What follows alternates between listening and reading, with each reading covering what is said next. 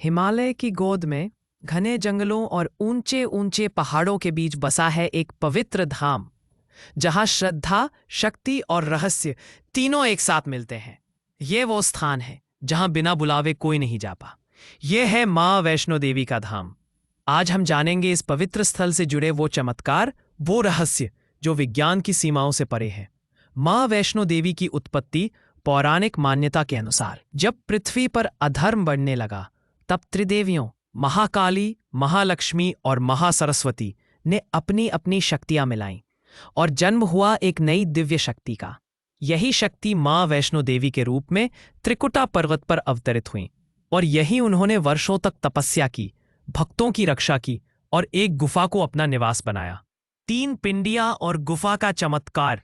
माँ के दरबार में आज भी वो 3 पिंडियां स्थित हैं, जो न किसी मूर्तिकार ने बनाई, न किसी ने तराशी।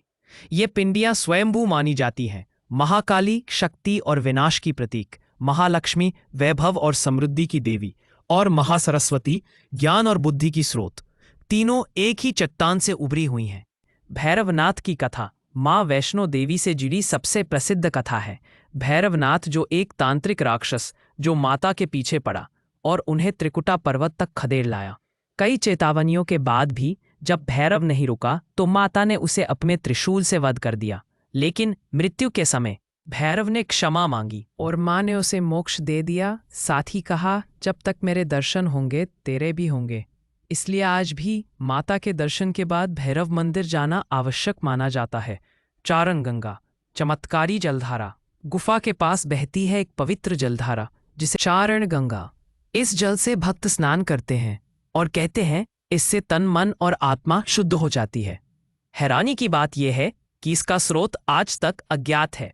ना ये जल सूखता है, ना रुकता है, मानो खुद माता की कृपा के रूप में बह रहा हो। आरती का रहस्य। माँ के दरबार में दिन में 2 बार, सुबह और शाम को विशेष आरती होती है, लेकिन उस समय गुफा को पूरी तरह बंद कर दिया जाता है। कहा जाता है कि आरती के समय देवी स्वयं वहां आती है अपने दिव्य स्वरूप में, और उस पावन क्षण में कोई भी भक्त गुफा के अंदर नहीं होता। सिर्फ शंख, घंटियां और भक्ति की ध्वनि। एक ऐसा अनुभव जो शब्दों में नहीं, सिर्फ भाव में महसूस किया जा सकता है। वीडियो अच्छा लगे तो दोस्तों लाइक और सब्सक्राइब जरूर करना।